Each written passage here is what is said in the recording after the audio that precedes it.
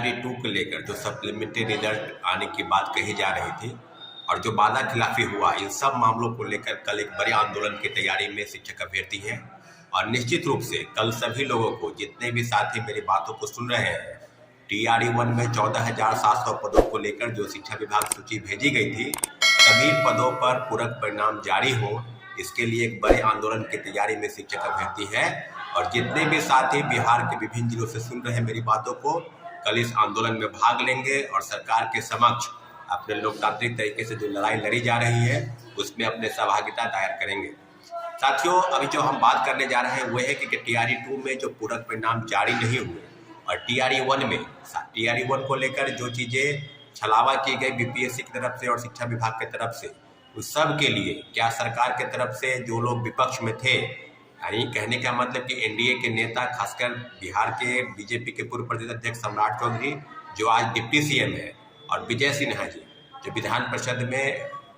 विरोधी दल के नेता थे, वो दोनों आज डिप्टी CM है। तो इन दोनों के पास वो जिम्मेवारी है कि आपने कहा था कि बड़े पैमाने पर फर्जीवाड़ा हुआ है, पूरक परिणाम पर शिक्षक अभ्यर्थियों का हक है, तो सारी चीज़ें बिल्कुल अब स्पष्ट हो गई है कि पूरक परिणाम जारी होने चाहिए। और पूरक परिणाम इसलिए जारी होने चाहिए क्योंकि शिक्षक अभ्यर्थियों पर जो जिस तरह की चीज़ें जो बरगलाने का प्रयास हुआ, जिस तरह की धोखा में रखा गया इन लोगों को बस छलावा के नाम पर बस खानापूर्ति, खासकर TRE 1 में जो सीटें भेजे गए थे लगभग 4700 पदों के मात्र 2773 लोगों का रिजल्ट आया। तो अब ये बात अब स्पष्ट हो गई है कि शिक्षक अभ्यर्थियों के मन में जो सवाल है, उस सवाल के घेरे में मात्र एक बिंदु है कि क्या पूरक परिणाम जारी नहीं होंगे। अगर पूरक परिणाम जारी नहीं हुए, उसके लिए किन किन चीज़ों पर क्या क्या विश्वास करने की जरूरत है। तो TRE 2 को लेकर खासकर जो पद खाली हैं और 14,700 पदों की सूची जो 3 जनवरी को भेजी गई थी, उन सब सूची पर शिक्षा विभाग ने रोक लगाई थी,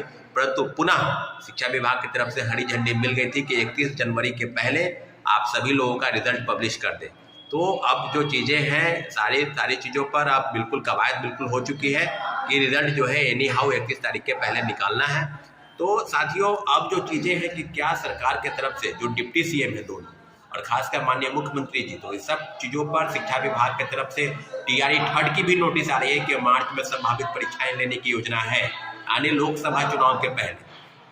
परंतु प्रमुख बिंदु यही है कि कल एक बड़े आंदोलन की तैयारी में जितने भी शिक्षक अभ्यर्थी हैं TRE 2 को लेकर, यानी 14,700 पदों की सूची भेजकर 3 जनवरी को, और फिर लगभग इतने 1 महीने बीत जा रहे हैं और अभी तक जो है सीटों का आंकड़ा छुपाया जा रहा है, रिजल्ट निकाला नहीं जा रहा है। तो BPSC और शिक्षा विभाग ने लगभग घालमेल कर दिया है। तो सारे मामले बिल्कुल स्पष्ट हैं कि BPSC और शिक्षा विभाग ने जिस तरह से वादा खिलाफी किया और सारे बिंदुओं पर मुझे लगता है कि मल्टीपल रिजल्ट उनको लेकर फर्जीवाड़ा का तो बेइंतहा पार कर गया। कोई ऐसा जिला नहीं है जिसकी सूची शिक्षा विभाग को आई हो ये बताने के लिए कि फर्जीवाड़ा नहीं हुआ है। प्रत्येक जिलों से सूची आई है कि फर्जीवाड़ा जो हुआ सेकेंड फेज में, वो हुआ डोमिसाइल को लेकर, दिव्यांगता प्रमाण पत्र को लेकर, और कई फर्जी प्रमाण पत्र जो है साथी जो है वो पकड़े जा रहे थे। तो मुझे लगता है कि TRE 1 से लेकर TRE 2 तक जो फर्जीवाड़ा हुआ, जो व्यक्ति विरोध में थे, जो व्यक्ति विपक्ष में थे, वो व्यक्ति यानी उनकी जो NDA की सरकार अब पुनः बिहार में बन गई है। तो मुझे लगता है कि ये जिम्मेवारी बिहार के डिप्टी CM और जितने भी मंत्रिमंडल के साथी हैं जो विरोध में थे और आज सरकार में है, उन लोगों को अपनी बातों से पलटने का कोई अधिकार नहीं है। मुझे लगता है कि सप्लीमेंट्री रिजल्ट देना होगा और एनी हाउ हम लोग लेकर रहेंगे। इसलिए सभी साथियों से पुनः आग्रह करते हैं कि कल एक बड़े आंदोलन की तैयारी में शिक्षक अभ्यर्थी हैं, आप इस आंदोलन में भाग लें। धन्यवाद। जय हिंद।